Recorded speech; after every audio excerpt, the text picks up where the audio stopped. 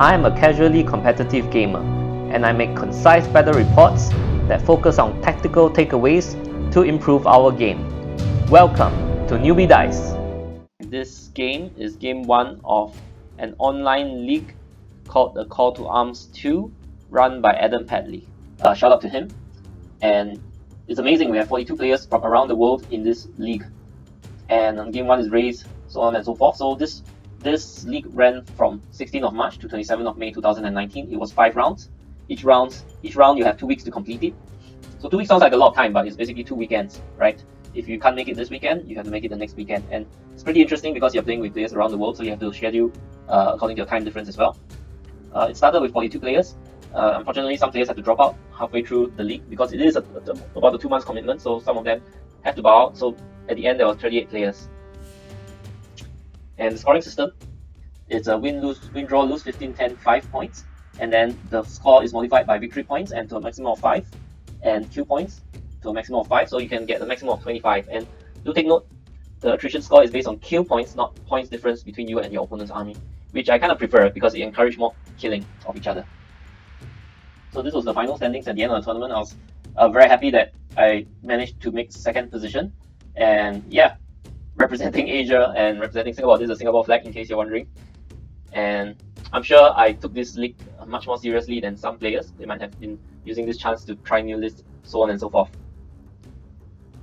So my first match was against a nice gentleman from UK. His name is Ian Sturgis. Shout out to him.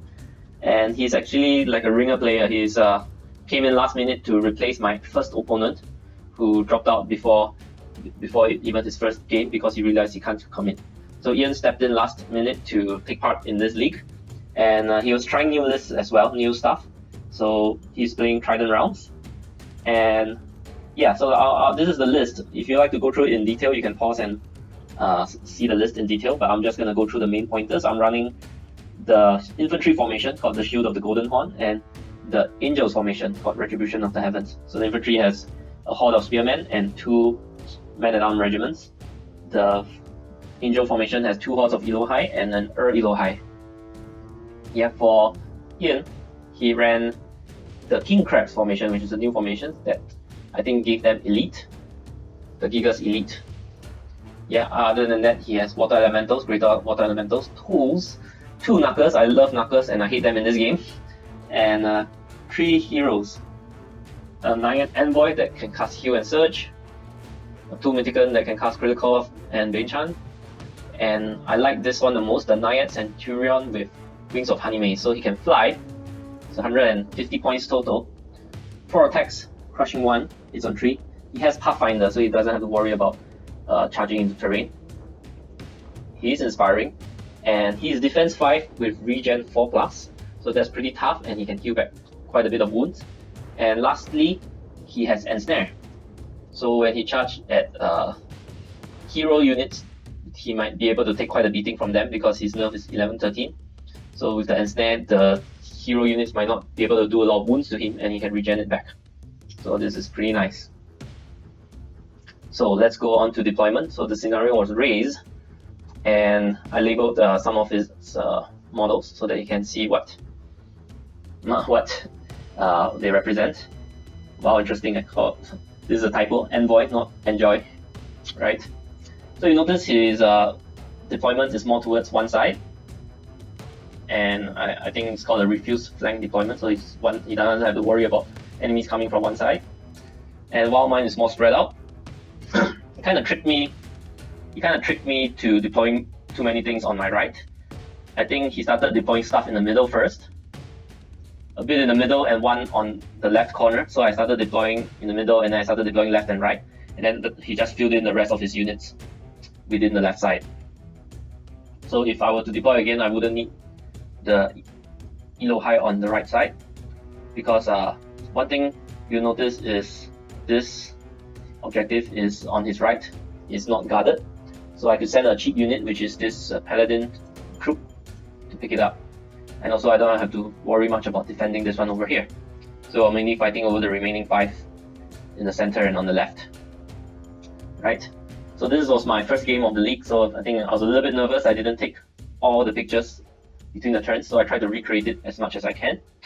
I knew that he started first, and basically he shuffled his army upwards. The most interesting thing he did was he put, I think, both knuckers into the forest, while the rest of his army is probably out of charge range of my flying units.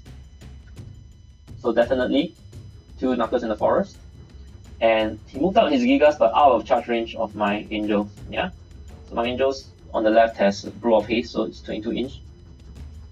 So he probably stayed back. So with the knuckers up here, he posed a question to me, right? Do I charge him? Or if not, he is speed 9, so he can pretty much charge a lot of things around here. The other thing he did was he moved his Naiad Centurion towards the left.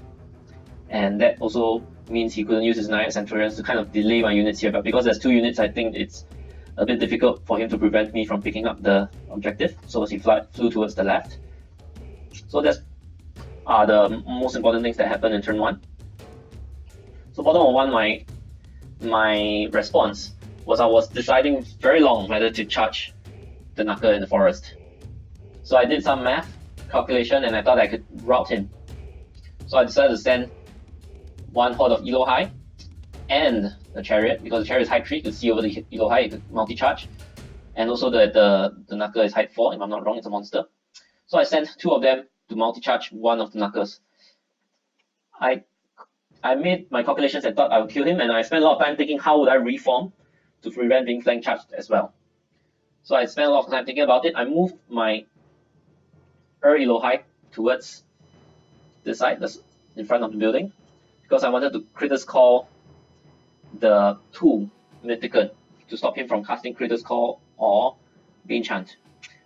I kind of forgot about the Naiad Centurion over there, so I did not think about that. While on the right side, I decided that my Paladin was enough to pick up the race objective. So my right side Elohai decided to fly towards the center. It flew past. It purposely flew past my race objective over here just in case anything funky happens. It's one of my first games against Trident realm, so I'm not very familiar with the army as well. So the worst thing, what happened was I forgot to calculate ensnare into the equation. So my units were hindered and ensnared, so they have -2 to hit. So I only calculated at -1 to hit. So my calculations was way off, and I did not kill the knucker at all. So that was horrible. The first charge of the game, and I screwed it up. The first charge of the league, and I screwed it up. So wow, I was beating myself up for that. So this was roughly what happened afterwards. Let's see, where should we talk about first? So my units bounced off the knucker. I think this was the knucker, and I think I only dealt some wounds. I think it got healed back by the Naiad Envoy, which has heal and Shroud of the Saint. Yeah, so it healed back some wounds, and so my angels, my Elohai, took a flank from the Gigas. 24 attacks, hitting on 3's elite and wounding on 2. Plus 2 monsters in the front. That was enough to take it out. And my, my chariot got charged. I'm not sure if the knucker was wavered or it charged back as well, but my chariot only took 1 wound, but that's enough to strip the TC. So this is what happened over here. And so what happened in the next turn, because I think I might have, alright, I took the next picture, but just wanted to show you what happened in my response. So he shuffled his forces up, and one thing that I noted was these 2 units were back to back. So the Gigas can't really see over the water elementals, because I think they're both height 2. And this was within charge range of my regiment of men-at-arms. So I took the opportunity to charge it, because after charging it, I knew that the Gigas would be jammed behind. And my angels are still making their way towards the center, and it came in this direction so that it could flank the 2 units of tools over here. The Knight troops were on their way to pick up the objective on the right. His Naiad Envoy also charged my Elohai, dealing 1 wound, which was enough to ground it. That was the most important part. So that's what happened. My Phoenix also did a 20-inch fly. because I thought rather than just doing a breath 10, I'd rather come here and threaten flanks on a lot of units together with my angels. Yeah, my spearman also shuffled sideways so that he can contest this objective, the second objective that I have, so that he can't raise it. Yeah, let's see what else happened. My chariot also charged his knuckle again, dealing more damage. My early yellow high not being able to do much, you just charge the centurion and that 1 damage. That is the bottom of 2. So he went first, this is my turn 2. Let's go next. So what he did was eventually this side crumbles, right? His Gigas will charge into the chariot, everything hits the chariot, it dies. And I think the Gigas on this extreme left, after killing the chariot, overran and came in front of the early low high, and that also allowed it to pick up that raise token over here. This Greater Water Elemental started to shuffle backwards to protect this raise token, because I think my Phoenix being here, he has a good opportunity to maybe not in 1 turn but maybe in 2 turns fly across and capture that objective if he did not have anyone on it.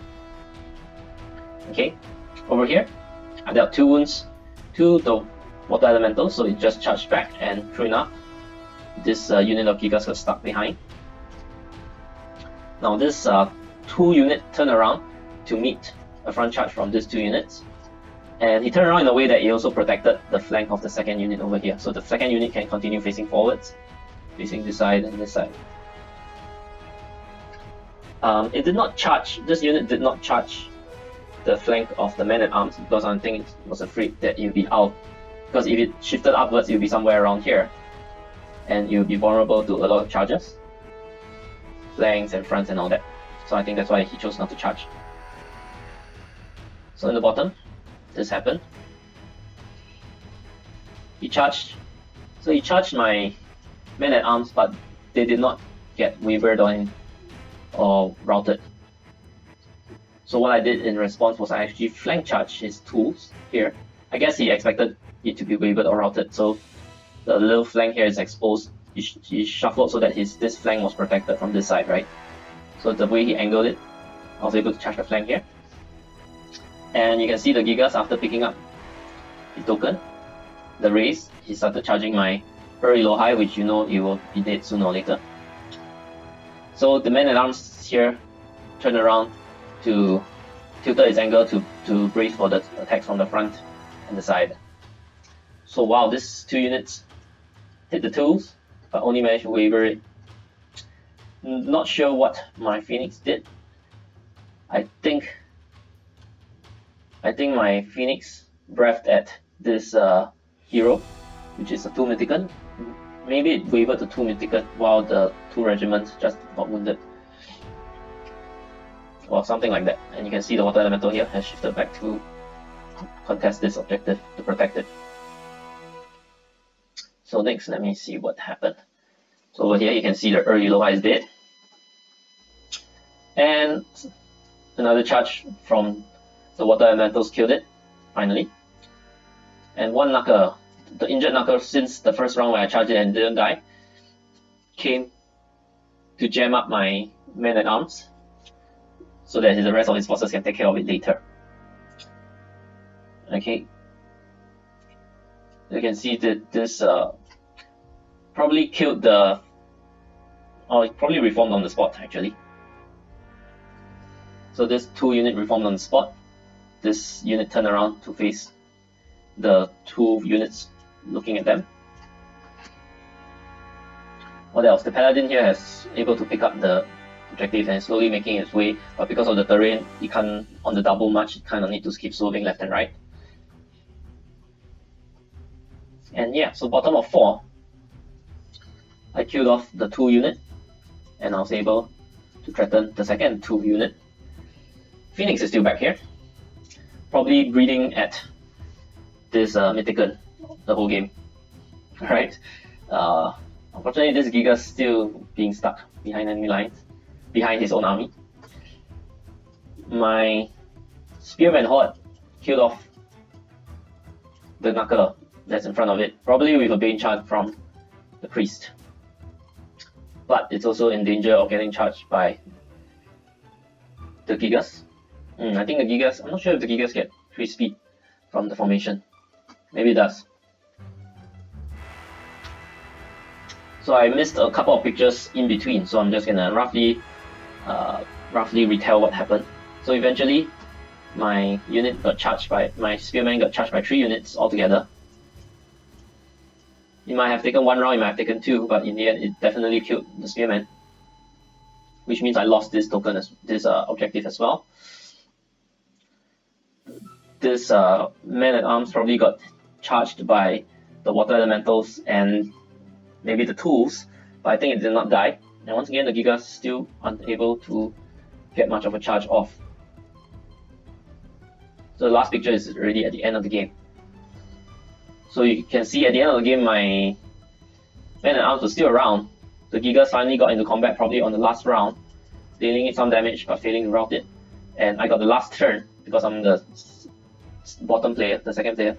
So I flanked the Gigas, which probably would have dealt a lot of damage, but I rolled Snake Eyes. Not that it matters because there was no round 7. My Phoenix, as well as the Paladin, came here to control the center objective with unit strength of 2. So that the Trident King, even if he came over, he couldn't be able to contest that one. So end of the game, he took 2 objectives, which is here and here. While I took 2 also, 1 on the other side, and I controlled the center one. The center one cannot be removed, so it has to be controlled. If a round 7 were to come along, if a round 7 was to come along, the Trident King would have captured this last objective. I think, right? Because I don't think my units would be able to kill it in one swing. And I would kill the Gigas, but he will also kill my man-at-arms. And then I have a unit strength of 2 on the Elohai versus the 3 on his Horde of Water Elemental, so I will not be able to take this last one. This second one, rather. So if it went to round 7, I would have lost. So pretty lucky for me that it ended on round 6, so we ended up with a draw. With, I think I am at a loss at the attrition side, so he's slightly above me in terms of attrition, Q points rather. So let's talk about takeaways for the game. Firstly, remember to calculate and snare into your calculation of whether you can kill the opponent's unit. Okay, which comes to the second point. You need to have a solution against the opponent's chaff. So there are cheap chaff and there are medium chaff. The medium chaff, I'll consider the Knuckle as a medium chaff. It's 145 points. This speed 9, it threatens quite far, it hits pretty hard, just not with a lot of attacks. And with its nerf, it's a bit hard to take down. So that was the problem that my army had against his. I did not have a solution for this. Okay, so even when I lost 315 point units at the start of the game, because that's my Elohai Horde with Growth Haste. After calming down, I have to keep my mind on the game and see how I could still play it out. Okay. I think it's a little bit unfortunate that my opponent's second unit of Gigas keep getting stuck behind his Water Elemental, so we have to take care of that. Be careful of that, yeah. Wow, and I have a cheap flying and scoring unit in a monster or a large infantry. So I have the Elohai. I have the Phoenix, which is pretty cheap. I think it's 165. So it's pretty good at threatening to take the objectives, especially Raise. So he has to park his greater Water Elemental there, which he couldn't contribute for the rest of the game just because it's afraid that I would fly over and steal the objective. But while he parked his greater Water Elemental back, my Phoenix was able to contribute for the rest of the game. I think it breathed the Mythican until it finally routed. Okay, one thing I like about the Basilea army is actually the infantry formation, because it gives me surprisingly resilient regiments, the increase in nerf. So a lot of people would miscalculate or did not expect it to be so tough to take down a regiment. And so both my regiments surprisingly survived certain combats, which helped swing things in my favor quite a bit. Now, talking about the scenario Raise, I think it's very advantageous for fast armies inside Raise, because if it was a normal, pillage scenario, your units need to stay there until the end of the game. Stay at the objective, right? So when you stay at the objective, the opponent has time to eventually reach you. But because it's race, you just have to go there and immediately it's gone. If the opponent is not in range, even if it starts to come towards you, you can already go away. So that's the advantage for fast army in the game of race. Okay, generally, my previous army being Redkin, and before KOW19 there was no tunnel runners. Redkin was majority a speed 6 army. While in Basilea, a lot of things are very fast, so I pretty much like fast armies because I'm able to sort of redeploy or regroup. Things like my Elo High, which started at like the top right side, was able to eventually reach the middle of the board and contribute to the game. If it was a unit of Gigas or something speed 4 or 5, for example, it would probably just spend the whole game slowly shuffling towards the center and not able to do much. So there's the advantage of fast army. Of course, there's a tax on it. So usually your army will become very elite, so you have less units, so you have to take note of that as well. So that's all for takeaways. So after the first round, I'm like middle of the table. So out of 22 tables, I'm at table 12, slightly below middle because I'm a draw with a slight loss of attrition, right? Minus attrition. So I'm somewhere in the middle.